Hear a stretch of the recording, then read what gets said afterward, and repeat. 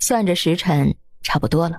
顾青青将袁锦交给他娘审视，这才去叫顾宁秀同他一道出门。姐妹二人出了门之后，顾青青先带着顾宁秀去京城四处转了转，路过一个卖脂粉的小摊贩。大姐，我那屋里的胭脂都快用完了，你来帮我挑挑。大姐，你瞧瞧这几种胭脂哪个好？顾青青正要帮顾宁秀挑，突然目光落到了前面的一辆马车上。那不是楚府的马车吗？顾青青没想到在这个地方都能看见楚府的马车，还真是冤家路窄。他难得出来逛一次，竟然一出门就能遇见楚府的人。那马车的前面是一家首饰铺子，想来应该是那个萧雪柔在里面看首饰。正当顾青青准备将目光收回来之时，他没想到竟然意外又看见了另一个人。谢清离，清理郡主。那武平侯府的清理郡主怎么会和萧雪柔在一起？只见谢清离和萧雪柔一前一后从首饰铺子里走出来，那萧雪柔跟在谢清离身后，有说有笑的。大姐，快来帮我选啊！你在看什么呢？顾青青偷偷回过头，见那辆楚府的马车已经离开了。啊，没事没事。三妹，你不是要挑选胭脂吗？大姐，你说这几盒胭脂哪盒好？三妹，这个不错。那行，就要它了。问了价钱，顾宁秀付了银子。大姐，我们现在还要去哪儿逛？顾青青把目光看向了前面的首饰铺子。三妹，我们去前面去逛逛去。顾青青于是去了首饰铺子，找到伙计，给了那个伙计1两银子。那伙计立刻把他知道的全部都给顾青青说得仔仔细细。这位夫人，刚刚那2位小姐来我们这儿是来挑选首饰的，听说是给什么老王妃挑选的，好像是定北王府的老王妃。听说再过半个月就是那个定北王府的老王妃的生辰，清离郡主是过来给老王妃挑选贺寿的礼物的。定北王府老王妃的生辰？顾青青一阵诧异，头中顿时出现了曾经看见过2次的那位老妇人。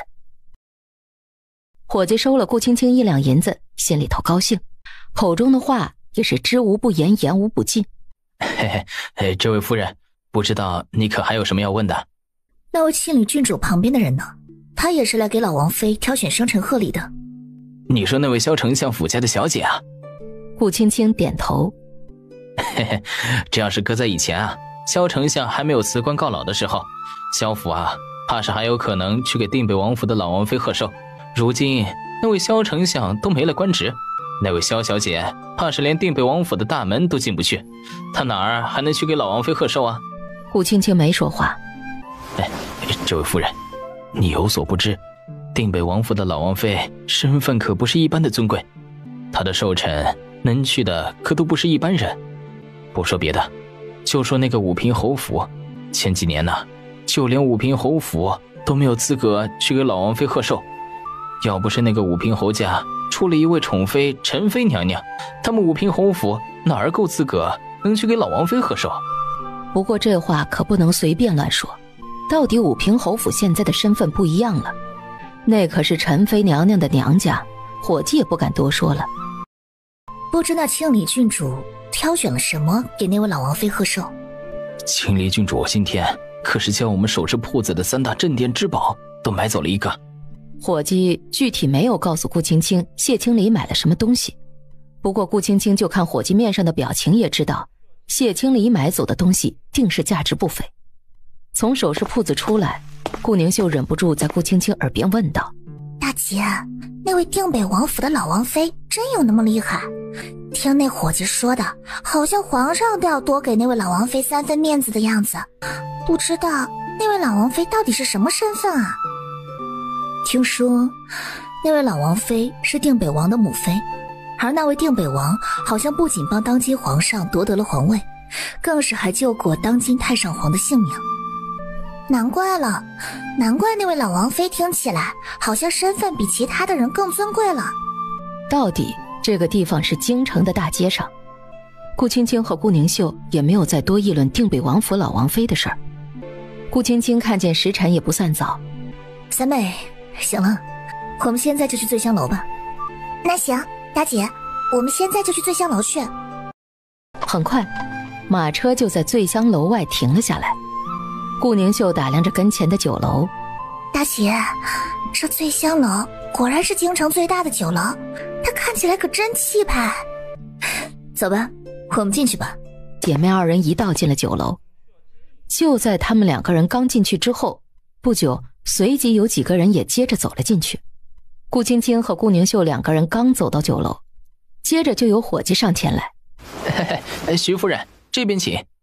伙计在前面带路，顾青青和顾宁秀跟在后面。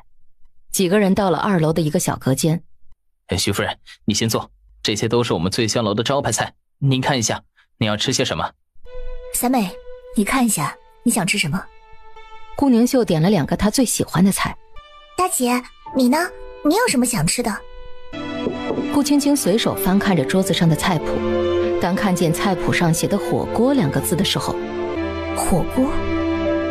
顾青青一看见这2个字，顿时不由得想到了现代。这个地方是古代，怎么也会有火锅？大姐，你在想什么呢？没事儿。伙计是个有眼力劲儿的，刚见顾青青的目光盯着菜谱上的火锅，于是在一旁笑着道：嘿嘿，徐夫人，这火锅可是我们醉香楼的招牌菜之一，要不点一份试试看？我去吩咐人给你备着。顾青青倒是想看看这醉香楼的火锅是个什么样子。行，那就再要一份火锅吧。徐夫人，醉香楼的点心可是京城的一绝，要不我再给您加些小点心？那就把你们这儿的招牌点心给我们来2、3样。甜汤的话，另外再来一份银耳桂花莲子羹。得嘞，徐夫人，您稍等，您的菜一会儿就上来了。顾宁秀坐在那儿，见伙计离开之后，对了，刚刚这位伙计怎么都没有问过我们，直接带着我们上了这2楼。三妹，你这就有所不知了，醉香楼除了下面的1楼，这2楼、3楼的位置都是要差人提前订的。我昨儿就带着下人来这儿订了地方。难怪了，原来是他大姐提前来这儿订了地方。醉香楼2楼的位置不仅干净宽敞，布置的也很是雅致。很快，伙计就先把顾宁秀点的2个菜上了。大姐，这鹿肉看起来很好吃，我们先尝尝看。大姐，这烤的鹿肉可真香啊！顾青青也在顾宁秀说话的时候吃了一口。大姐怎么样？这鹿肉好吃吧？见顾青青点头后，大姐，既然这鹿肉这么好吃，改天我们把年和2哥他们也一起叫来吃一次吧。好啊，下次我们过来的时候就把年和2哥他们也都一起叫过来。姐妹2人正说着话，醉香楼的伙计也把顾青青要的火锅送了过来。顾青青整个人都愣住了。这火锅怎么和在现代吃的火锅一模一样？顾青青盯着桌子上的东西发着呆。大姐，这些东西都是要放在里面烫熟了吃吗？顾青青回神，她还没回答，就听见从隔壁传来一个说话的声音：赵兄、韩兄，今天我们几人可要多喝点，来，干了。顾青青没说话，顾宁秀却在听见这个声音的同时，整个人都愣住了。这声音怎么？顾宁秀看向了顾青青。大姐，这好像是范大哥的声音。顾青青当然知道隔壁那人是范章了，不过这会儿却压低了声音对顾宁秀道：三妹，先坐下吃东西。大姐，好像是范大哥，我想过去看看。三妹，就算这是你范大哥的声音，可现在听声音好像是你范大哥正在和他的友人吃饭喝酒，你就这样贸然过去的话，他也是不妥。隔壁范章的声音又传了过来：赵兄海量，来喝，我们再喝一杯。来来来，喝。喝。顾宁秀听声音好像是范章和好几个男的在一道喝酒，那么多男人在，顾宁秀一个姑娘家确实也不好过去。大姐，你说的是，我们还是先吃东西吧。现在范大哥正和他的朋友们在吃酒，我就这样贸然过去的话是不妥。三妹，我们先慢慢的吃东西。你看这桌子上了一桌子东西，要是不吃的话就浪费了。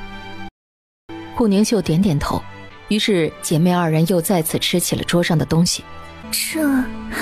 这不是现代的鸳鸯锅吗？怎么这古代也有？吃惊之余，隔壁的范章好像酒喝多了，说话的声音越来越大。范兄，听说你找了一位小娘子在一起，不知道什么时候能讨范兄你一杯喜酒吃啊？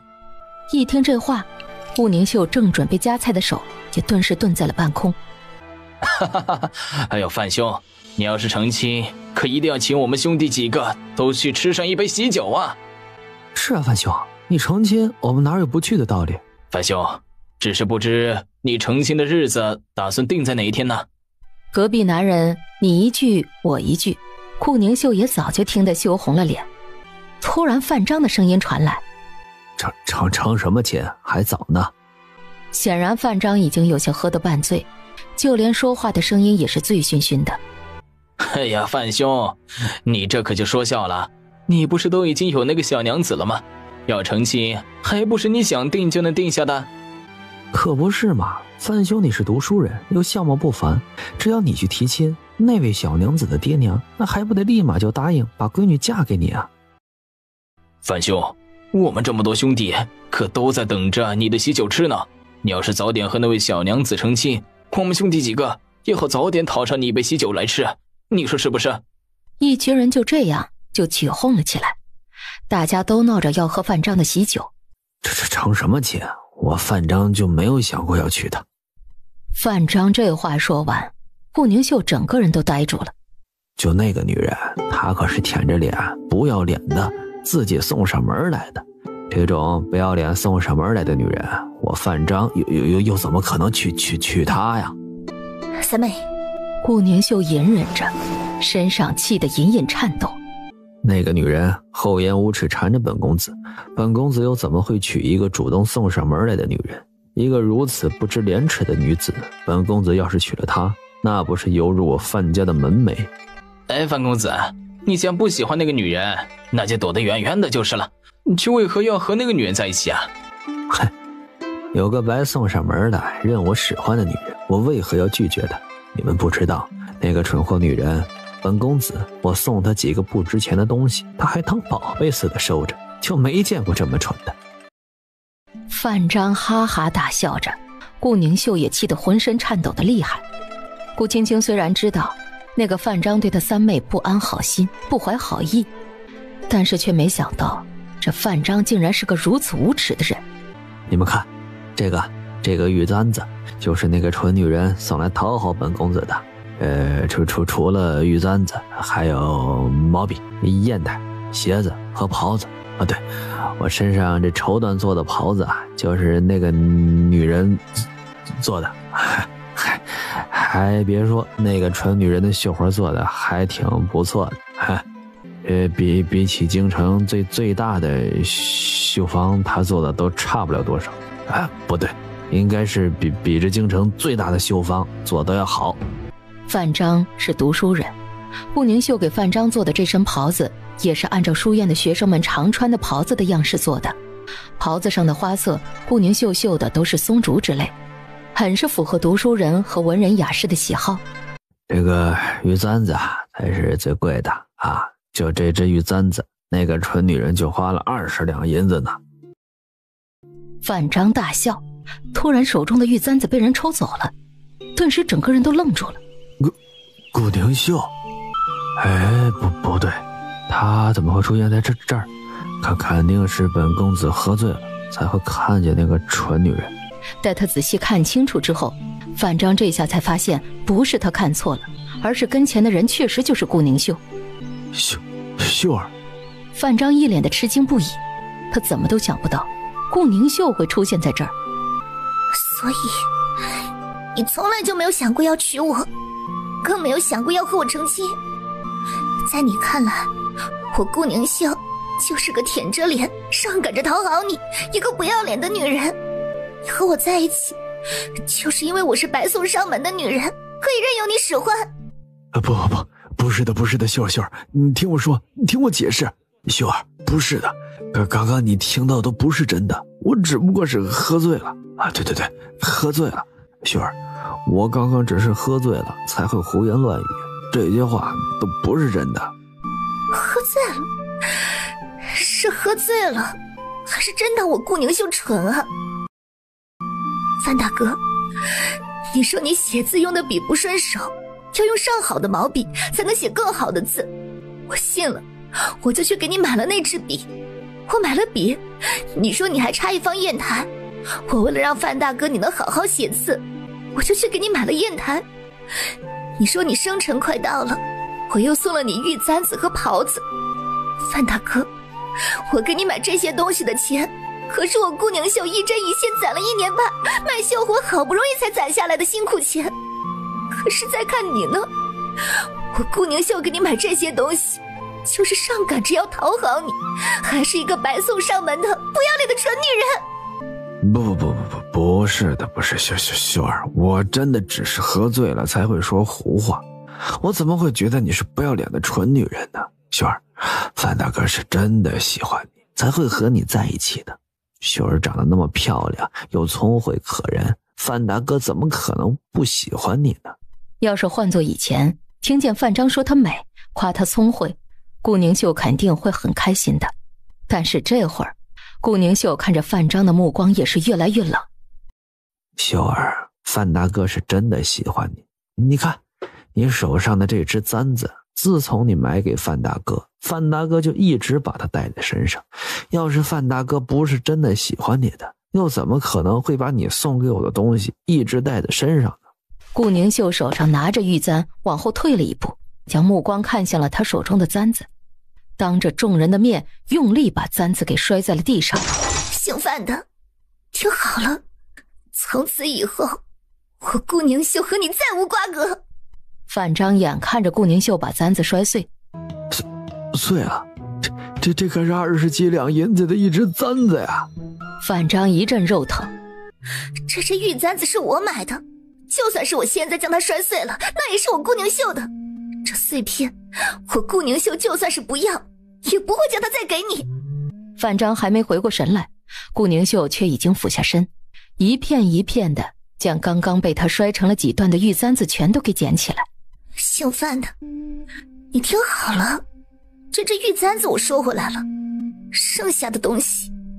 顾宁秀把目光落在了范章身上，上下打量着。范章下意识连忙往后退了几步，跟前的顾宁秀不会还想让他把身上这身衣服给脱下来吧？哦，我告诉你啊，那只玉簪子你要是拿回去便是，但是这袍子还有笔和砚台，我是不会再还给你的。这些东西你既然都送给本公子了，那就是本公子的。我告诉你啊，你休想再把这些东西要回去，本公子是不会将这些东西还给你的。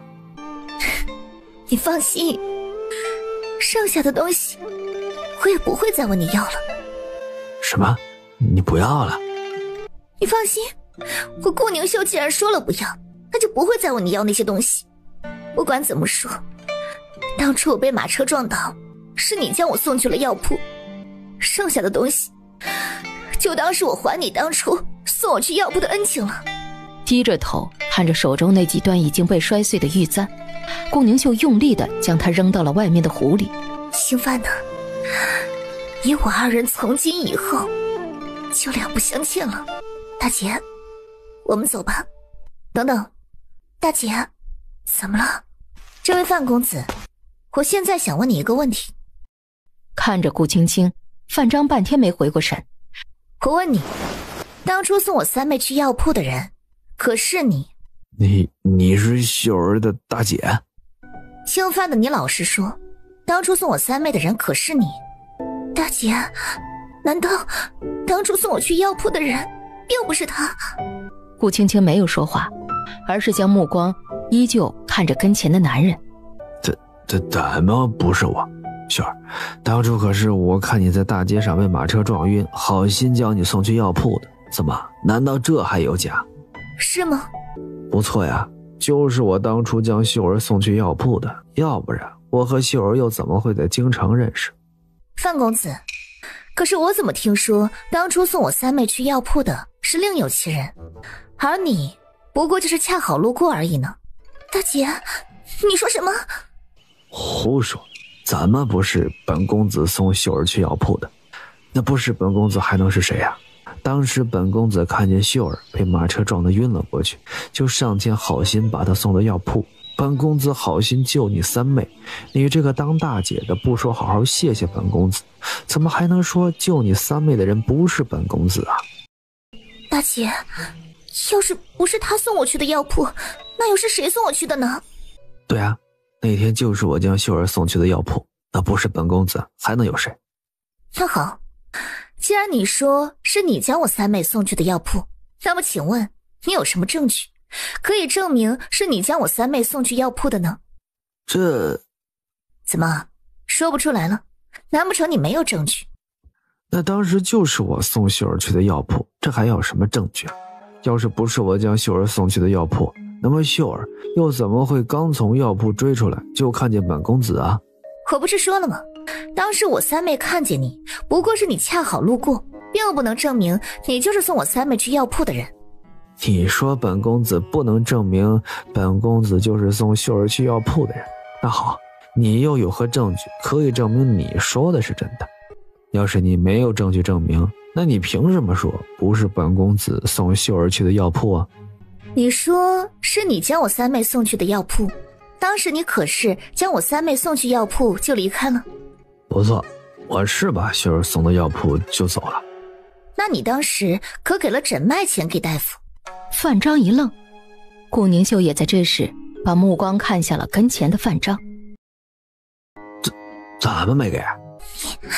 你说你给了银子给药铺的大夫，那你说你当时给了多少银子给大夫？10个铜板。你确定是10个铜板？对，没错，就是10个铜板。顾宁秀脚下的步子猛地往后退了一步。果然不是你救了我。秀儿，你话可不能这么说呀，当初可是我将你送去药铺的，你怎么能说不是我呢？顾宁秀用力地握紧双手。我不仅送你去药铺，我还给了10个铜板给大夫才离开的。秀儿，你怎么难道都忘了？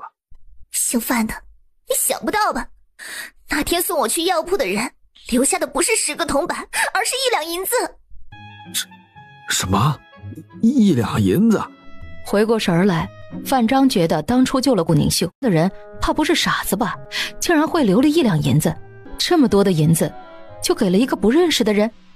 不错，当初救我的那个人留下的是1两银子，而你姓范的，那天救我的人从来都不是你，所以你才会不可置信那个人留了1两银子。秀儿，那次的时间那么久，我怎么会记得清楚？你说是1两银子，那就是1两银子。我也是因为时间太久了，一时没想起来，才不小心说错的。啪的一声，范章也在同时捂住了自己的右脸。姓范的，当初我以为送我去药铺的那个人是你，我才会决定将我送给你的笔和砚台都留给你。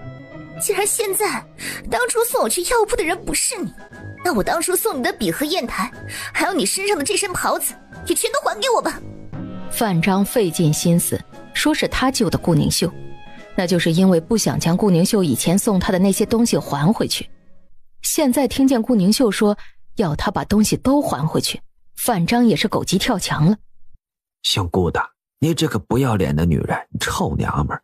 当初可是你上赶着缠着本公子，求着本公子要你的那些东西的。要不是你不要脸的上赶着缠着本公子，本公子会搭理你，会要你送给本公子那些破烂玩意儿。你这个不要脸的女人，本公子当初搭理你，都是给你这个不要脸的女人脸了。你这个女人，现在竟然还敢来让本公子把东西还给你，做梦呢！呸！这个不要脸的女人啊，要不是来勾引本公子，就你这种乡下女人，本公子多看一眼都觉得晦气。顾宁秀气的话都说不出来了。滚！个臭娘们儿，快给本公子滚！还有你那些破烂东西，本公子是不会还给你的。你都送给本公子了，还想着让本公子还给你？个臭娘们儿啊！给本公子有多远滚多远，你当真不还？本公子就是不还给你，你还能把本公子怎么样啊？顾宁秀气急，桌子上其他同范章一道吃饭的那些人这时也纷纷开口。范兄，既然是别人送给你的东西，你还是还给别人吧。可不是嘛，范兄，我们可是读书人，你这样可是有辱斯文。哎呀，范兄，你怎么能够哄骗一个姑娘家的银子呀？还是把银子还给别人比较好，要不然这事传出去了，怕是对范兄你的名声也不好啊。书院里的人，你一句我一句。范章听了书院人的话，这才反应过来，他的书院同窗都还在呢，顾宁秀就这样跑过来大吵大闹，那不是丢了他的面子吗？你这个小贱人，不要脸的女人，勾引了本公子不算，还要毁坏本公子的名声，看本公子怎么收拾你这个不要脸的小贱人。顾宁秀闪躲不及，眼看着范章的巴掌就要落下来，莫离突然一道身形灵活的一闪，再接着被范章就被人一脚踹倒在地上。莫离上前把范章的手双手反剪。老实点儿。范章在莫离的手中不断的挣扎，莫离却一脚踹到范章身上。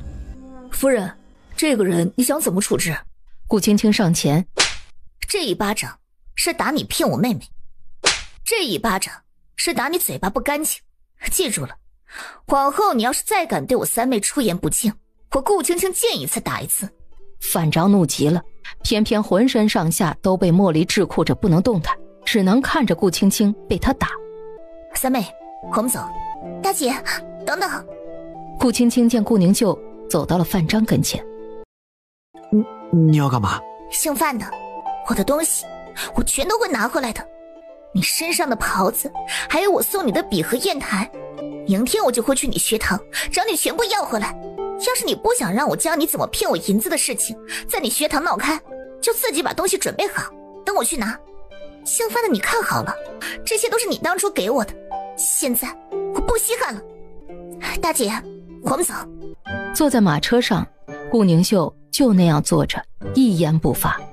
顾青青也没有跟她说话，姐妹两个人一路无话回到了徐府。顾宁秀下车之后就直接回到她自己住的屋子里。回去之后，顾宁秀就把门给关上，谁也不见，谁也不说话。夫人，宁秀姑娘这样没事吧？没事，让她冷静冷静也好。中午，顾宁秀没有出来吃饭，沈氏那边被顾青青给掩饰了过去。顾青青说顾宁秀已经在外面吃过了，这晚上顾宁秀再不出来吃饭，沈氏就带着楚七七一道去了顾宁秀的屋里。秀儿啊，你这孩子是怎么回事啊？一回来就把自己关到屋子里，这都晚上了，你还不出来吃饭呢？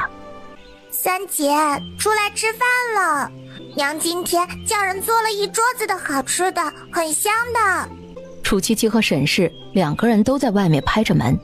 行了，娘，可能三妹身上有点不舒服，这样吧，你带七七先去和大家一起吃饭，三妹这边就交给我，我会叫她吃饭的。什么？你说秀身上不舒服了？好好的，这秀身上怎么会不舒服呢？大姐，三姐怎么了？顾青青还没说话，突然门打开了，顾宁秀从屋子里走出来。娘，秀儿啊，你怎么了？哪儿不舒服吗？赶紧告诉娘啊！娘，我就是觉得身上有些乏，已经没事了。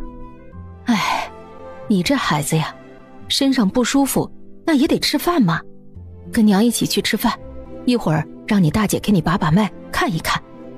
饿了一顿之后，晚上顾宁秀终于和他们一起去吃饭了。不过饭菜上了桌，顾宁秀也没吃多少，就吃了那么几口，他就说吃好了。回到屋里，沈氏絮絮叨叨的：青青啊，你三妹今天气色不好，饭也没吃多少，一会儿你过去给她瞧瞧。娘，我知道了，我一会儿就过去看看三妹。顾宁秀晚上没吃多少东西，顾青青又把莫离叫过来。你去小厨房吩咐魏婶做几样我三妹爱吃的饭菜，给她温在锅里备着。吩咐好了下人，顾青青这才回到屋里，徐行正在换衣裳。刚刚吃饭的时候，武帝问徐行身上怎么还穿着官服。徐行在今天回来后又去了一趟皇宫，二人坐在桌子跟前说话。相公，你今天去皇宫做什么？青青，我是和荣亲王一起进宫的。荣亲王？再过几天就是定北王府老王妃的生辰了，到时候皇上也会去。这次我进宫就是为了定北王府老王妃的生辰之事。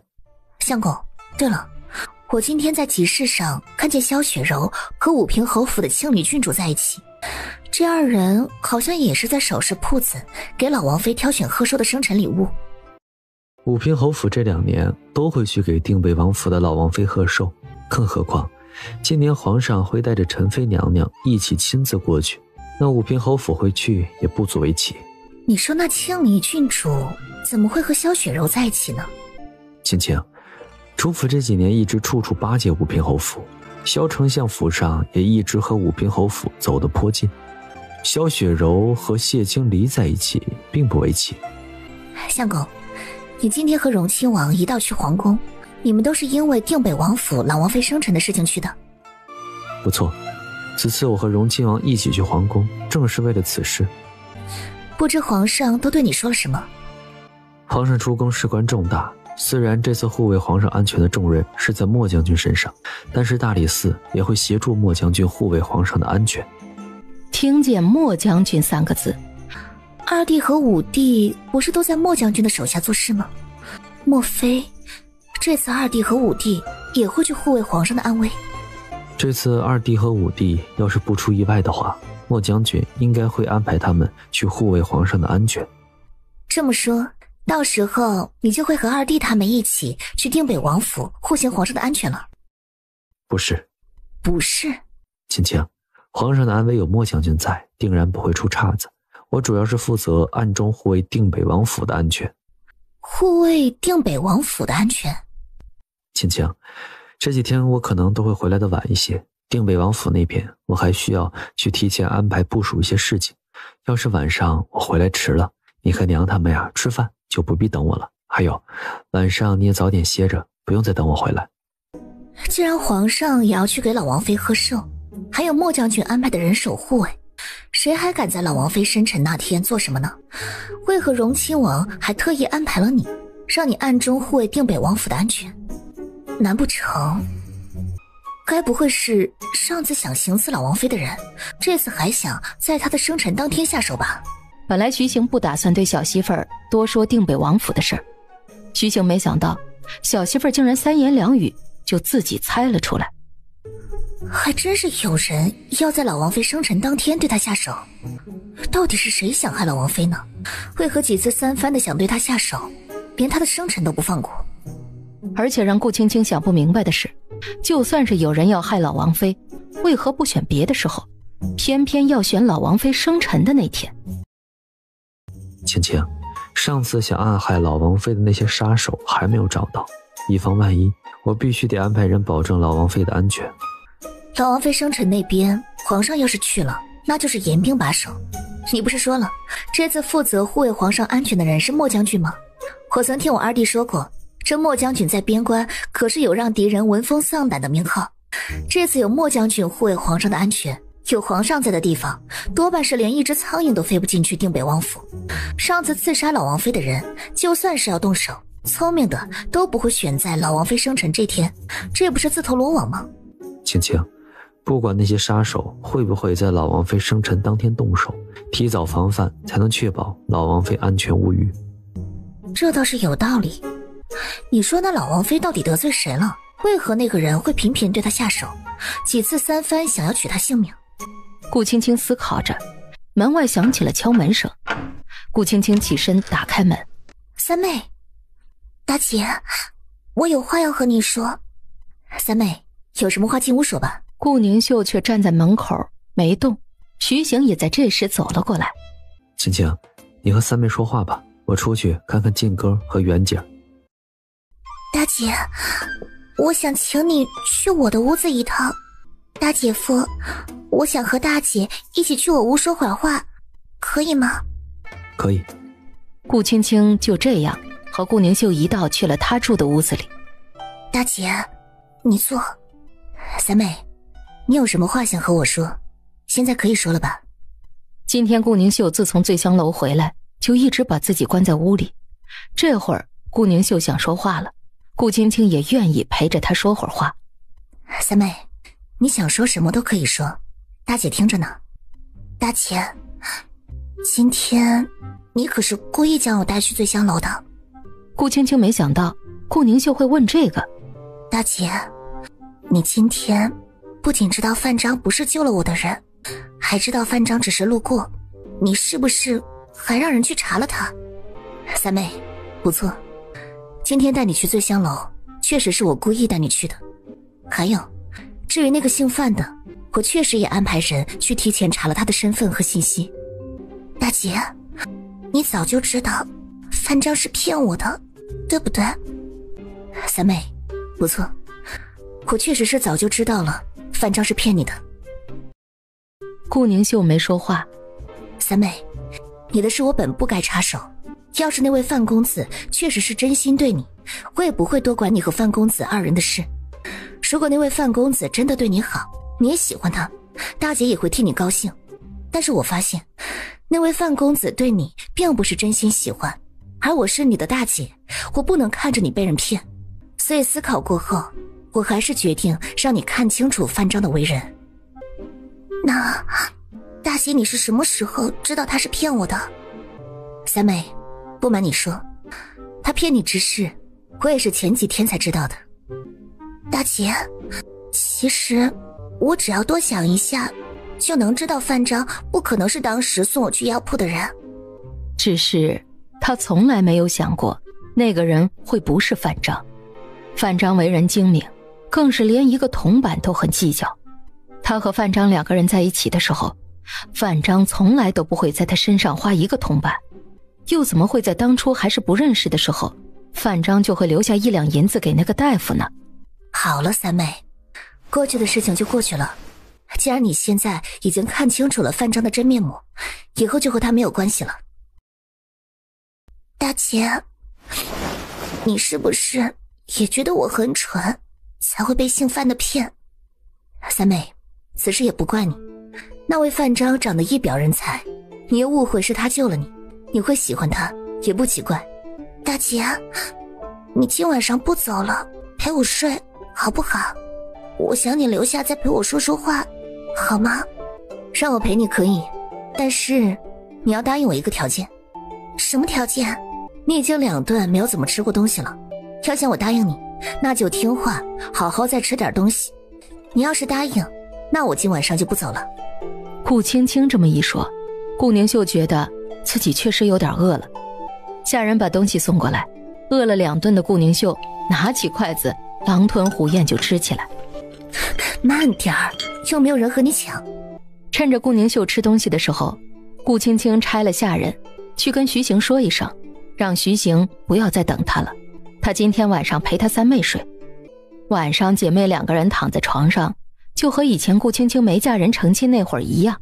大姐，我一开始以为是范章救了我，当时我追出去，第一眼看见范章的时候，我就愣住了。他长得相貌俊朗不凡，还穿着读书人的衣服，像个谦谦君子一样。后来又听说他在书院读书，大姐，每次看见大姐你和大姐夫在一起，我有时候就想，我今后也要找一个像大姐夫对你一样好的男子成亲。爹爹是秀才，当年爹爹在的时候，对娘也是极好的。那个姓范的不仅是读书人，长得也好。原本我以为我也遇见了像大姐夫和爹爹那样的男子，今后我和那个姓范的要是成了亲，也会像大姐夫对大姐你那样对我好的。但是我没想到。好了，三妹，都过去了，你也别想了。大姐，这次的事情要不是你，我就被那个姓范的给骗了。三妹，这次的事情你二哥其实也帮了不少忙，怕你被骗，你二哥可是为了你的事费了不少心思呢。二哥他也早就知道我被姓范的骗了的事情。二弟一开始就怀疑那个姓范的对你不怀好意。大姐，你和二哥都对我真好。傻话，你是我们的三妹，我们当然要对你好了。好了，三妹，时辰不早了，早点睡吧。对了，大姐，我还要问你一件事。什么事？你既然让人查到当初送我去药铺的人不是范章，那你可知道当初送我去药铺的人是谁？三妹，不瞒你说，我只查到当初送你去药铺的人身上带着佩剑，应该是个习武之人，别的我这边暂时也没有查到什么眉目。大姐，你也不知道当初救我的那个人是谁吗？三妹，你怎么突然问这个？难道你想找当初那个送你去药铺的人？大姐，那天救我的人不仅将我送去药铺，还留下1两银子的诊脉钱，我于情于理都应该找到别人，亲自对别人道一声谢，你说是不是？你说的有道理。三妹，这样吧，你想找那个人，大姐会再另外安排人去帮你打听的，要是大姐查到那个人的消息，大姐就立刻回来告诉你。大姐，谢谢你。好了，现在可以睡了吧？顾宁秀嗯了一声。姐妹两个人说完话之后，顾青青很快就睡着了。昨天顾宁秀说她身子不大舒服，沈氏担心顾宁秀，一早过来敲门，见是顾青青开的门，沈氏一脸的吃惊。啊，青青，你怎么在秀的屋子里啊？顾宁秀打着哈欠走出来。娘，昨晚上大姐和我一起睡的。嗨，你这孩子多大的人了，怎么还和你大姐一起睡呢？娘，谁说我大了就不能和大姐一起睡了？就算是大了，那我们也是姐妹。再说了，大姐同我一起睡，大姐夫都没说啥。大姐，你说是不是？顾青青笑着没说话。秀儿啊，你身子今天怎么样了？还有哪儿不舒服吗？娘，放心吧，我已经带三妹看过了，昨天歇了一晚上，今天早上已经没事了。沈氏听说顾宁秀的身子没事了，又见顾宁秀气色也好了不少，这才松了口气，放下心来。早上吃饭的时候，三哥，你脸色怎么这么差？是昨天晚上没有睡好吗？顾晶晶也把目光看了过去，徐行则是面无表情。五弟，要是我猜的不错的话，这几天莫将军应该会安排部署，让你负责皇上安全的事情。三哥，这可是我们莫将军都吩咐了我们要保密的事情，你怎么会知道？国哥，该不会是你告诉我三哥这事的吧？五弟，你忘了相公也在朝廷做官了？哦，对了，三哥也在大理寺做官。听莫将军说，这次护卫皇上安全的事，大理寺也会协助将军府安排人过去。嘿嘿，三哥，难怪你也知道这事儿。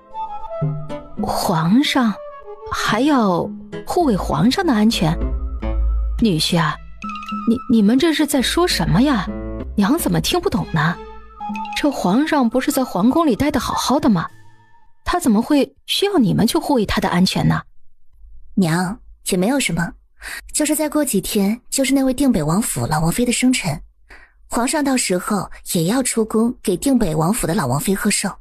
为了护卫皇上的安全，莫将军府上和相公他所在的大理寺都会安排人护卫。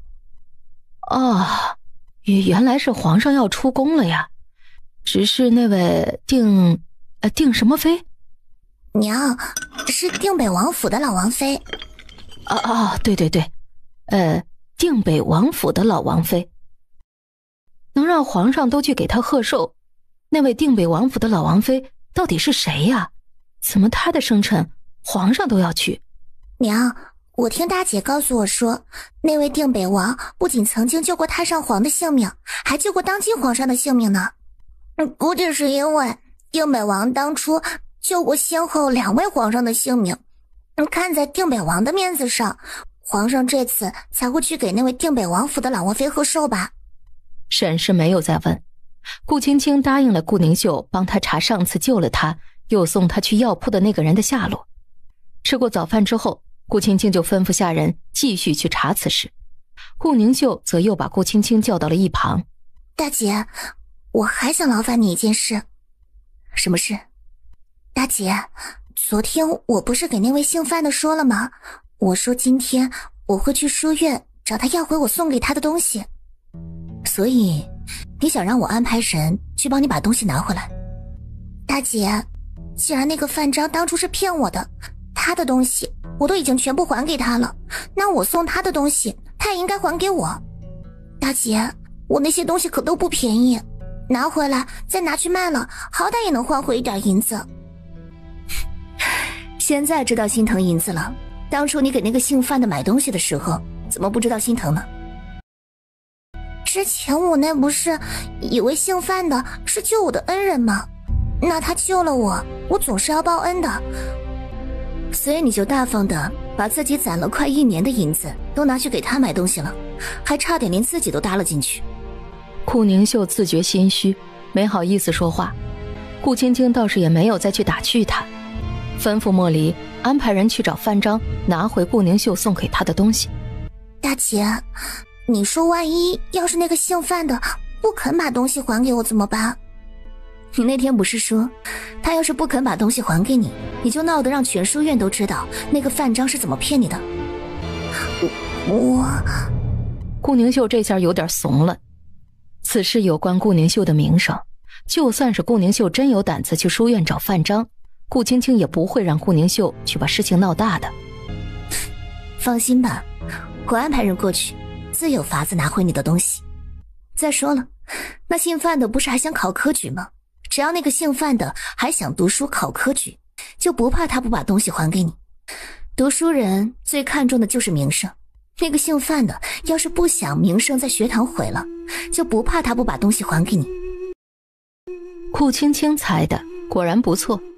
莫离过去之后，姓范的确实害怕莫离将他骗顾宁秀的事情给闹大了，不得不一样不少的把东西都交给莫离。莫离把范章给他的东西拿回来交给了顾青青。顾青青将那些东西全都放到顾宁秀屋里的桌子上。三妹，你看，东西都在这儿了。锦缎做的袍子还有笔和砚台一样不少。顾宁秀数了数，不由得想到那天他当着范章的面摔断又扔入壶里的玉簪子。大姐，那只玉簪子才是最贵的，早知道我就不摔了，拿去当就算是卖不到原价，但是至少也能当个10几两银子是没有问题的，早知道就不扔了。没事儿，你看这桌子上剩下的东西不是全都拿回来了吗？你把这剩下的东西都卖了，应该也能卖个10几两银子。那我现在就去把这些东西都拿去卖了去。也不等顾青青开口，顾宁秀抱着桌子上那些东西就跑了。解决了顾宁秀的事儿，顾青青也没闲着。二嫂苏锦娘有身孕了，算着她上次让人给二嫂送的东西，估摸着已经吃得差不多了。顾青青又安排下人给二嫂送了些补身子的东西过去，同时顾青青还吩咐人顺便给婆母梁氏也准备了一点平时穿的用的东西。徐小山现在在京城书院里读书学习，平时都住在书院，休沐的时候才会回来。梁氏在乡下照看苏锦娘，二哥又要忙酒楼的生意，顾青青让下人传话给了梁氏，徐小山休沐的时候他会安排人去学堂接徐小山回来。茶山那边顾青青也去了一趟，只是顾青青去了之后发现，那个赖老三赔给他的茶苗表面上看起来和他买的一样，但是实际上细看的话还是有差别。夫人，那赖老三送来的茶苗要小些，没有夫人你让人买回来的茶苗长得好，还有不少茶苗的叶子都泛黄了。顾青青不懂茶，余叔也看不出问题来，于是顾青青带着这个茶苗找到了秦无言。秦无言一看就皱起了眉头。怎么了？这茶苗有什么不对吗？秦无言随手将看完的茶苗扔到地上。你说这就是那个赖老三赔给你的茶苗？不错，难道这茶苗有问题？幸好你今天还知道过来问小爷我，要不然揪成这种玩意儿，你那座茶山的茶苗怕是就全都白瞎了。这茶苗看着和你种植的那种茶苗表面上差别不大，但是却失之毫厘，谬以千里。这种茶苗种出来的茶，并不是小叶我卖给你的那种好茶，而是一种粗涩难喝的下等茶。这种茶种出来，别说京城种的人了，就算是乡下的穷人都不会吃这种茶。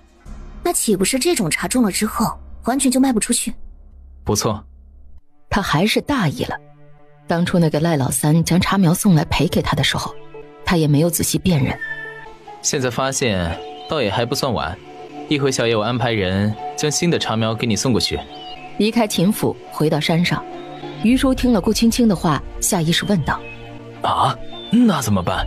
那新来的送来的茶苗已经差不多全部种完了，现在这座山头种植的都是那个姓赖的送来的茶苗。于叔，已经种植好的那些茶苗肯定是不能要了。这样吧，你安排人尽快将这些已经种好的茶苗全都拔了。成，我一会儿就立刻安排人手去做。还有，新的茶苗，我会在工人们将那些茶苗全都拔完之后，另外安排人送过来。到时候你们就种植我新让人送过来的茶苗。徐夫人，这次的事是老夫大意了，要不是你发现端倪，那这座山头就会全都种上赖老三送来的有问题的茶苗。于叔，茶苗的事情不怪你，赖老三送来的茶苗和我之前种植的茶苗外表看上去差别并不大，我也只是怀疑，并不是真的就能确定他送来的茶苗就有问题。顾青青也是拿这个茶苗去给秦无言看，才知道这茶苗并不是他之前种植的那种。要不是秦无言识货，他怕是也不能轻易看出差别。于叔心里还是有些过意不去的，毕竟这几个山头都是他负责，如今出了这么大的问题，也是他这个做管事的不得力。顾青青倒没有在此事上去怪罪于叔，回去的时候坐在马车上。夫人，那个姓赖的可真是太可恶了，竟然还弄出这等假的下等茶苗来蒙骗你。这次的事也是我大意，当初那个姓赖的答应的如此爽快，他让人送茶苗来的时候，我该多留心一下的。顾青青从秦无言那儿买的茶苗并不便宜，姓赖的真要是按照他以前的那种茶苗赔给他，至少也得上千两银子。这么多银子，姓赖的那种人怎么可能轻而易举就赔给他？而且听秦无言说，这种好茶的茶苗一般的地方还买不到。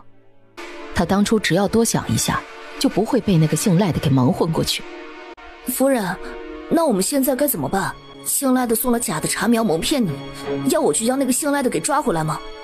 莫离，回去后你先安排人去查一下那个姓赖的行踪，要是能找到，就把人给我带回来。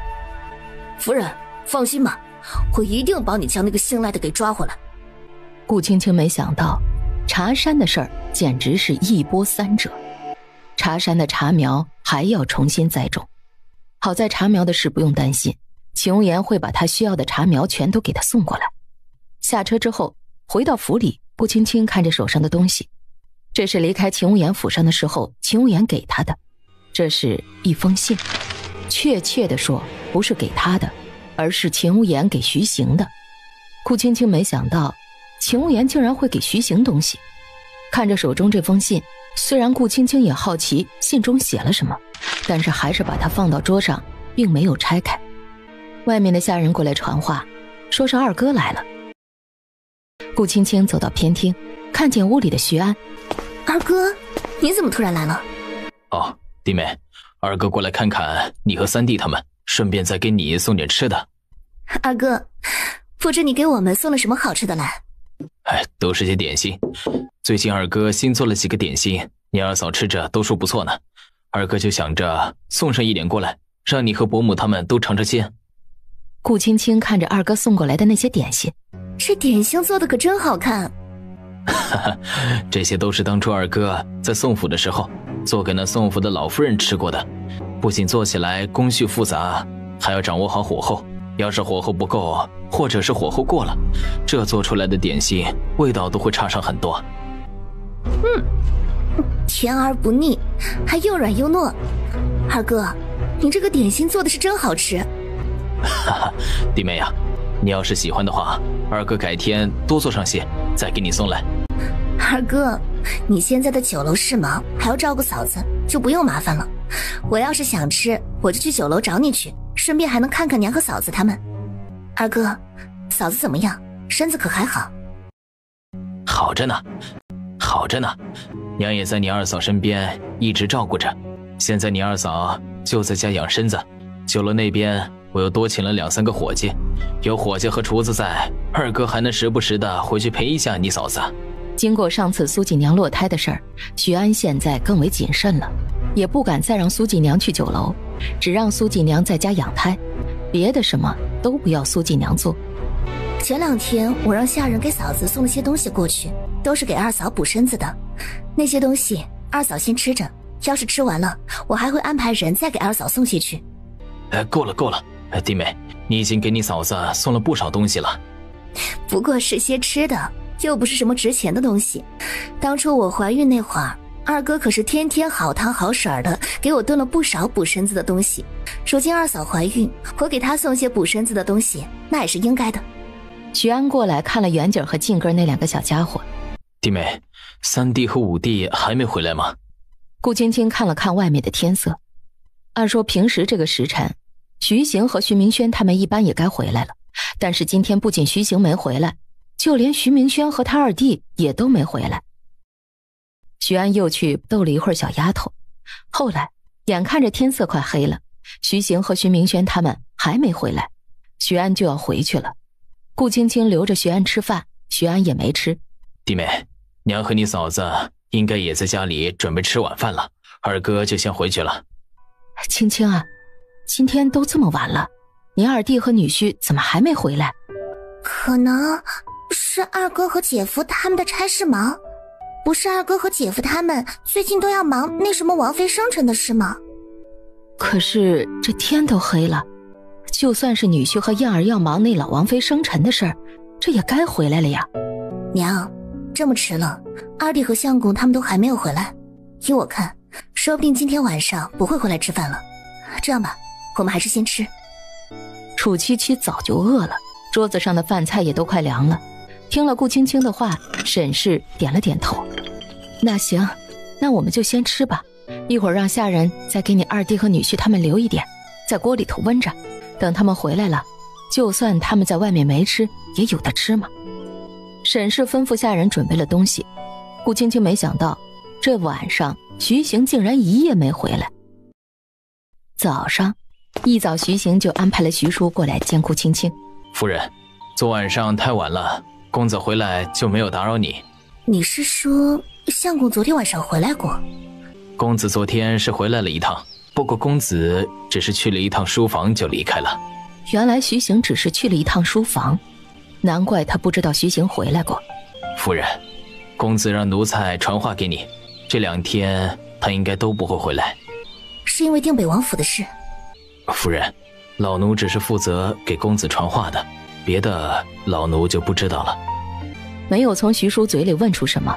徐叔下去之后，顾青青看着桌子上秦无言让他交给徐行的信，将桌上的信拿到手里，顾青青盯着信封打量着。秦无言到底在这信上写了什么？还有徐行对他说他这几天会有可能会忙一些的时候，顾青青以为徐行也就是晚上会回来的迟一点，可他没想到徐行竟然直接忙得不回来了。难道真有人要在老王妃生辰那天对他下手？还有，莫非想对老王妃下手的人并不容易对付，要不然徐行又怎么会忙得连回府的时间都没有呢？除了要应付的对手难缠棘手，徐行不会这几天都要在外面忙此事。接下来的几天，徐行果然没回来，2哥和5弟徐明轩也是一天比一天回来的晚。顾青青这几天也没闲着，除了去茶山那边亲自盯着，还去了药铺几趟。徐行已经几天没回来了，这一天不仅徐行没回来，就连顾青青的2弟顾燕也没回来。徐明轩虽然回来了，却累得一回来就瘫倒在椅子上。5弟，怎么就你一个人回来了？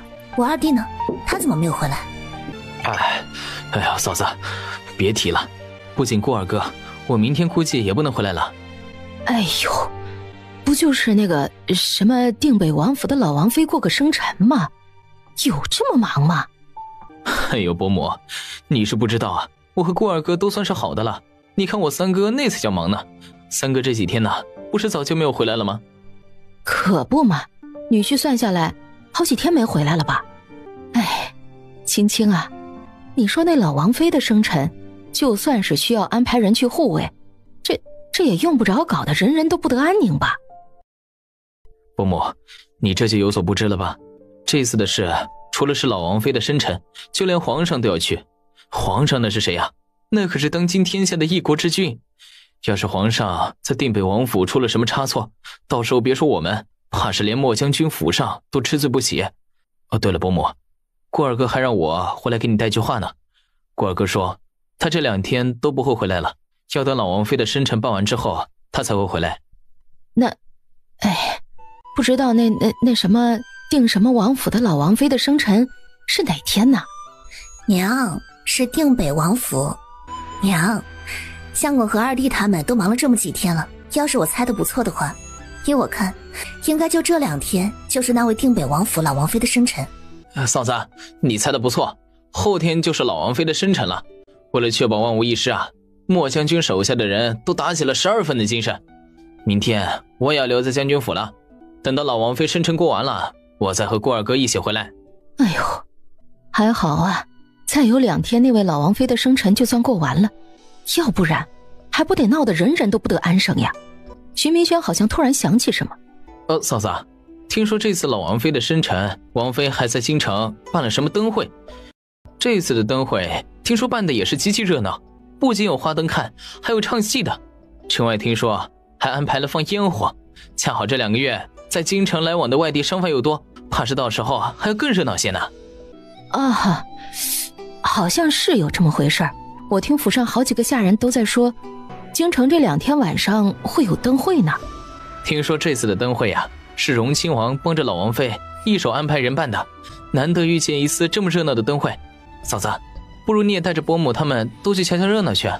虎弟，这灯会真要有你说的那么热闹，那我就去瞧瞧去。娘老了，走不动了。青青啊，你要是想去看，把你2个妹妹带上。娘这把老骨头，我就不去了。顾宁秀从外面回来，手里抱着一大包的东西。秀儿啊，你这是去哪儿了呀？怎么还买了这么多东西回来？娘，听说这2天有灯会，京城还来了不少外地的商贩，现在东街那边已经摆满了铺子。这些东西都是我在东街买的，你看这么多上好的绣线才半吊钱。秀儿啊，这怎么会这么便宜啊？我也不知道，本来我是打算去绣坊买的，但是路过东街那边的时候，听说这2天有灯会，两边的街道和集市都被小摊贩们占满了。我见路边的小摊贩那儿也有卖绣线的，就过去买了，而且买的人还不少呢。顾宁秀也是排了好一会儿的队，好不容易才挤到前面去买的。啊，那娘明儿个也去逛逛，看看还有什么别的好东西没有，要是有呢，娘也买点回来。娘，那我就先把这些东西抱回屋了。顾宁秀抱了桌子上的那些绣线，又暗暗对顾青青使了个眼色。顾青青看明白顾宁秀的意思，当即也随顾宁秀从屋里走了出去。三妹，你让我出来可是有事。大姐，你随我来，我有话要和你说。顾青青跟着顾宁秀一路走到她住的屋子。三妹，有什么话现在可以说了吧？大姐，你看这个是我给元姐和静根他们买的小玩意儿。顾青青看了一下，竟然是2个小木雕。顾青青把2个小玩意儿拿在手上。大姐，你看那个姓范的退给我的东西，卖的银子就剩下这么点儿了。你不是今天才花了半吊钱吗？大姐，你是不知道，我买给那个姓范的东西加起来一共花了20多两银子，但是我把他退给我的东西再拿去卖，别的地方都卖不出去，只能去当铺。我连续几天跑了不下20几个当铺，口水都快说干了，最后才卖了10两银子，现在就只有这9两碎银子了。除了姓范的退给我的那些东西，再加上那只玉簪子，足足的亏了快30两银子。这30两银子可都是我去年做针线活慢慢的攒起来的。大姐，你说我当时为什么要把那个玉簪子给摔断扔了？我要是拿回来换钱多好呀。当铺的掌柜告诉我，我拿去的那些东西都是用过的，价钱也要折掉大半。可是要是玉簪子的话，还能卖个8、9成的价钱。顾青青看着顾宁秀心疼银子的样子，忍不住笑了笑。看来她这三妹现在已经完全把范章的事儿给丢开了，要不然也不会只惦记着亏本的银子了。大姐，我今天叫你过来，主要还是想问你，不知你可帮我打听到了那位当时在集市上救我的人，又送我去药铺的人了吗？三妹，我这几天都安排了人去打听，药铺附近都打听过了，依然没有打听到当初那位救你的人的下落。虽然早上就猜到了，不过面上还是闪过了一丝失落。别着急，我再让人打听打听，兴许会有消息的。大姐，京城那么大，我也没有见过那位救我的公子的样子，更何况我们也并不知道他是不是住在京城，这样要找一个人并不容易。这样吧，大姐，还是别找了。三妹，要找那个人也并不是完全找不到，我再让人去打听打听，要是还找不到，那就罢了。顾宁秀点点头，从顾宁秀的屋里出来。顾青青将顾宁秀给她的木雕都拿去给了袁景和静哥那2个小家伙。顾青青哄着2个孩子，见外面天色不早了，明天徐明轩去了将军府之后，这2天也不会回来。顾青青屋里还准备了一些东西要交给徐明轩，将2个孩子交给奶娘照看。顾青青回屋拿了东西之后，就去了他五弟住的屋子。哎，嫂子，你怎么过来了？有什么事吗？顾青青看了莫离一眼，莫离就上前把手里的包袱拿给了徐明轩。嫂子，这是什么？虎弟，这次你和我二弟要听从莫将军的安排，护卫皇上的安危。要是没有出什么岔子，那就罢了。万一要是出了什么岔子，遇见什么，将我给你的东西拿着，关键时刻不仅可以救命，也能治伤用。嗨，嫂子，我们虽然要听从莫将军的安排，护卫皇上的安危，但是也是做做样子。那位可是当今皇上啊，谁敢吃了雄心豹子胆，对皇上下手不成？有备无患总是好的，这些东西记住了，你拿去之后分给我二弟一半。我将所有东西都准备了双份，你一份，二弟一份。哎，行，嫂子，我记住了，你就放心吧，这些东西我都会交给顾二哥一份的。顾青青虽然没有在徐明轩跟前多说，但是莫离却看出来顾青青的担心来。夫人，你可是在担心徐大人？定北王府老王妃的生辰，顾青青总是觉得不踏实。莫离，明天陪我去一个地方。夫人，你可是想去找徐大人？不错。可是现在公子怕是也不在大理寺那边，我们去找公子能找到他的人吗？要不我去问问徐叔，徐叔应该知道公子在什么地方。不必，我明天自有法子可以找到相公。回到屋子之后，顾青青除了那些药，同时还给徐行准备了一身换洗的衣服。很快到了第2天晚上，莫离坐上马车。夫人，你真的能确定我们这样出去就能找到大人？放心吧。灯会是在明天老王妃生辰的那天才正式开始，但是今天晚上外面就开始很是热闹了。莫离看着满是人的大街。夫人，我们现在要去哪儿去找徐大人去？顾青青看了看四周，前面那么热闹，莫离，我们也去逛逛去。按理说定北王府附近应该今天就会有护卫的官差才对，但是顾青青带着莫离在这附近四处随意转了转，却没有看见一个官差。不过虽然没有官差，顾青青却发现这一条街人来人往的那些人群里，似乎有不少武功深藏不露之人。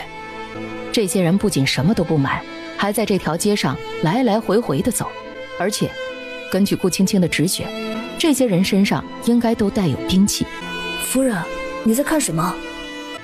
莫离，我看前面有一个酒楼，我们去里面去坐坐去。顾顾青青带着莫离往里走，还没走进去，突然就被人撞了一下。顾青青一抬头，竟然对上了一张异域的绝美容颜。夫人，怎么样？你没事吧？顾青青下意识地对莫离摇了摇头。怎么走路的？也不知道看着点儿。一回头，莫离才发现，刚刚那位撞了他家夫人的人，这会儿已经消失不见了。顾青青的头中却还在想着他刚刚看见的那位女子的容貌。夫人，你怎么了？可是刚刚那个人将你给撞伤了。没事儿，走吧，我们去找个地方坐下来吃点东西。莫离叫来伙计，吩咐道：去帮我们安排一个上房，我家夫人要吃点东西。不好意思啊，客官，小店的上房和雅间全都已经订完了，现在就连楼下的位置也没了。什么？没房间了？不好意思啊，不好意思啊。既然没有位置了，走吧，那我们去别处看看。夫人，不瞒你说，我们这边整条街的酒楼这几天生意都好得不行，客房更是早在几天前就全都被订完了。你们现在就算是去别的酒楼，怕是应该也没有位置了。什么？都没有位置了？你说这条街的酒楼早在好几天前就所有的客房全都被人预定了？对呀，几天前就被预定了。可是几天前灯会的消息都还没有完全传开呀，更没有小商贩摆摊占道。灯会开始摆是昨天才开始的，而这条街的客栈的房间却在几天前就全部被预定完了。不对，这事儿有蹊跷。顾青青在这边想着，莫离却在那边已经和伙计吵了起来。要是你不给我们夫人找一个上房，信不信我把你们店给砸了？伙计连连道歉。怎么回事？夫人，我都说了给他双倍的银子了，他还是不肯帮你找一间上房。哎呦，这位夫人，不是小的不给你们找上房，实在是酒楼的客房现在全都住满了，小人也没法子呀。就在这时，突然从后面传来一个说话的声音：本公子的房间可以给他们。是你？没想到竟然在这个地方也能看见秦无言。呵呵，怎么看见小爷我很意外吗？秦无言慵懒闲散，见伙计站在旁边还愣着，还不快带这位夫人去楼上？是。顾青青上了楼之后才知道，原来这间酒楼整个2楼的客房全都被秦无言给包了。小二带着顾青青去了2楼的一间上房，下人送了茶点过来，秦无言也在顾青青对面的位置坐下来。说吧，大半夜的你怎么会突然出现在这儿？那个姓徐的呢？他没有陪着你？你呢？你怎么会在这儿？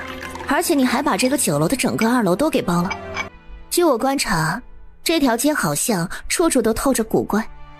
哦，不知道你觉得这条街是怎么个古怪法？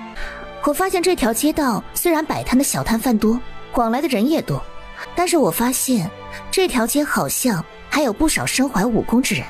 还有呢？还有，我听伙计说，这条街附近的酒楼早在几天前就全都被人订完了，此事也处处透着蹊跷。怎么说？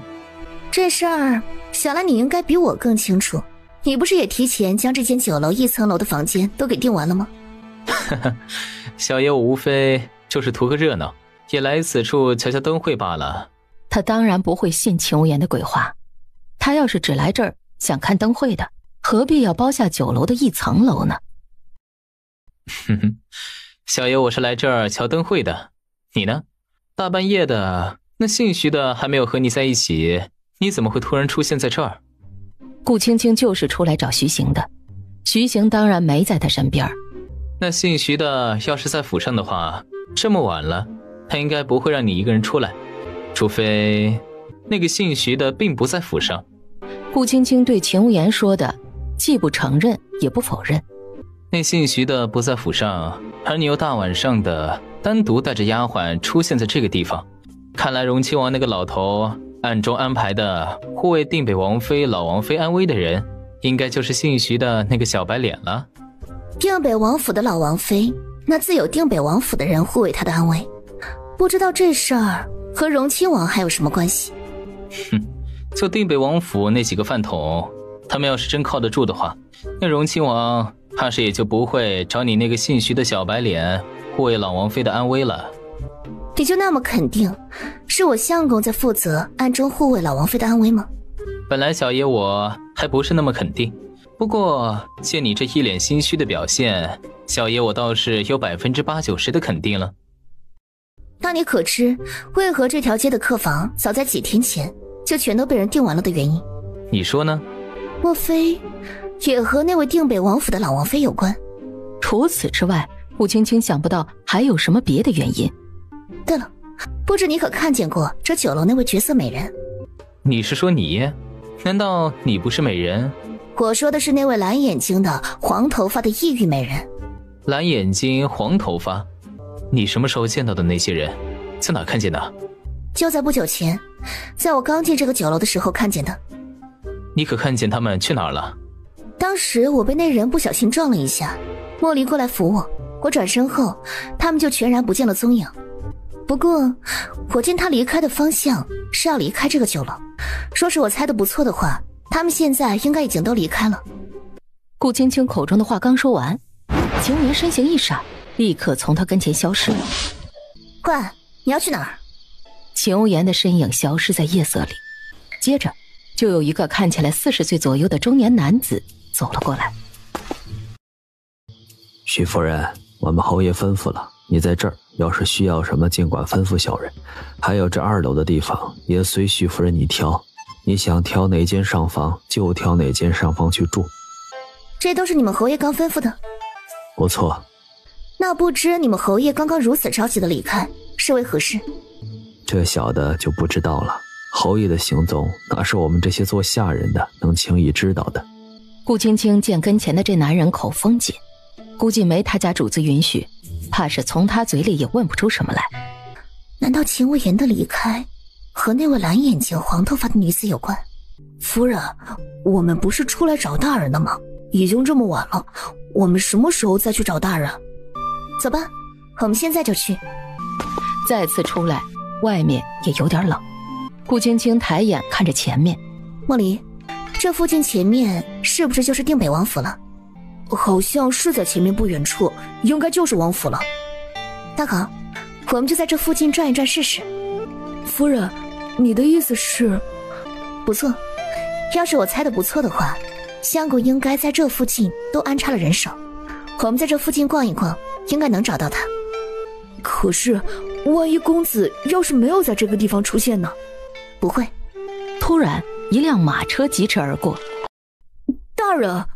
顾青青还没来得及躲，就整个落入了一个宽厚温暖的怀里。相公。青青，你怎么在这儿？顾青青还没说话，徐行又握着她的小手往前走。顾青青跟着徐行去了一间客栈，听说顾青青是带着莫离来找她的。胡闹！这么晚了，你一个人带着莫离来这边，你要是找不见我呢？不会，我一定能在这儿找到你的。刚刚可有受伤？顾青青下意识地摇了摇头。顾青青是来给徐行送东西的。相公，你看，这些都是我给你带来的。你来找我就是为了给我送这些东西过来？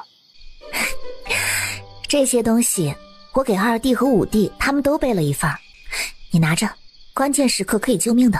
哦，对了，这包药粉能顷刻间让人昏迷，也能救命用。还有，青青啊，这些东西我这儿都有，那换洗的衣服我已经吩咐下人提前准备下了。可是除了送东西，我也想你了。下次别这么莽撞了，万一要是没见到我，还遇到危险怎么办？顾青青没有想那么多，她只是想把东西给徐行送过来。今天我来找你的时候，我发现在定北王府这条街道上走来走去的人，好像有不少都是会武之人。还有，莫离今天在你看见我之前，他也感觉到这周围附近好像还有杀手，并且莫离告诉我，那些杀手还不止一波。不知外面那些人可是都是冲着定北王府那位老王妃来的。青青，你今天在外面看见的那些会武功的人，这些人除了有莫将军安排的人，也有我暗中安排的。那楼上那些杀手呢？那些人也是你安排的？还有，我今天和莫离到这儿之后，还发现了一件奇怪的事情，这附近的酒楼所有的房间全都提前被人订完了，而且房间被订完的时间，还是在老王妃要举办灯会的消息传出来之前。是什么人会提前将这附近的客栈和酒楼全都定下来呢？相公，这件事绝对有蹊跷。青青，据我所知，将这附近的酒楼全都定下来的人，确实是有几拨人，身份很是可疑。但是那几波身份可疑的人，已经被我安插的人全部暗中安排人盯着了。要是那些人有什么异动，我安排的人就会立即出手。对了，我今天来找你时，还意外看见了一位异域的绝色美人。她长什么样子？蓝眼睛，黄头发，皮肤特别的白，白的透明如玉的那种。你是什么时候看见的那个人？大概是1个时辰之前。怎么了？没事。那位蓝眼睛黄头发的女子到底是怎么回事？为何你刚刚听见我提起她的时候，面上的表情会突然一变？青青，这几日据我所查，听说这次瑞王不知道在哪儿找了一名异域美人来给老王妃献舞贺寿。所以你怀疑那名女子就是瑞王找来的？不错。难道是那位异域的美人有什么问题吗？瑞王将那位异域美人请来给老王妃贺寿的目的，其实并不在老王妃，而是皇上。什么？皇上？你是说瑞王想对皇上下手？难不成那个瑞王一直贼心不死，还想再次将皇上的宝座给夺回来？就凭瑞王，他还没那个胆子。那又是怎么回事？老王妃的寿宴，瑞王安排了这样一位绝色美人给老王妃献舞贺寿，无非就是想让那位女子引起皇上的注意。你的意思是，瑞王打算将那名女子献给皇上？不错。顾青青没想到瑞王竟然还打着这个主意。顾青青过来就是给徐行送东西的，这会儿东西已经送到。相公，这么晚了，那我和茉莉就回府了，你也早点歇着。青青，既然来了，今晚就别走了。早上离开之前，相公，那你一切小心。还有，我昨天给你的那些东西，你也记得带在身上，到时候说不定有用呢。徐行答应了小媳妇儿。青青，避免引人耳目，我一会儿就让茉莉送你出去。那行吧，一会儿我就和茉莉一道离开就行。青青，老王妃的生辰除了白天，晚上府中也设了席面，还请了京城最好的3大戏班唱戏。皇上晚上也会留下来同老王妃一道听戏。晚上我可能也不回来了，你晚上早些歇着，不必等我。那行，那我就和茉莉先回去了。坐上马车。夫人，你是不知道，徐大人今天天不亮就从酒楼出去了。你说他天不亮就出去了？在大人回来之前，他已经出去忙了快2个时辰的时间了。天色亮了之后，公子才又匆忙的从外面赶了回来。这次不仅有公子，就连徐叔也跟着公子从外面一起回来了。你说徐叔也跟着相公一起来了这个酒楼？徐叔和公子是一前一后回到酒楼的。徐叔跟着公子到了酒楼后，公子回房去见夫人你了，徐叔则是去了最里面的那间屋子，不知道是去和人商议什么去了。顾青青没有再说话，她没想到徐叔居然都跟着徐行来了酒楼了。不管徐叔过来是做什么，他过来肯定是来帮徐行的。有徐叔在徐行身边帮着他，顾青青也就更放心了些。马车很快就在徐府的大门外停了下来，还没走进院子，沈氏就匆忙跑过来。哎呦，青青啊，你可算是回来了。娘，怎么了？可是发生了什么事吗？你昨天晚上去哪儿了呀？怎么现在才回来？青青啊，你一个成亲的妇人，你昨天晚上一夜未归，这要是传到女婿耳朵里，你让女婿怎么想啊？万一女婿要是知道了，有嘴都说不清啊！以后可不能这样了，万一女婿要以为你……娘，行了，别担心了。昨晚上我去哪儿了，相公比你还清楚呢。啥？你这话是啥意思？就是字面上的意思。相公不仅知道我昨天晚上一晚上没回来，还是他让我留下来的。难道是去找女婿去了？没错，他这么几天没有回来，我昨天去找了他，还给她送了一身换洗的衣服过去。沈氏愣着，没想到顾青青昨天晚上竟然是去找徐行了。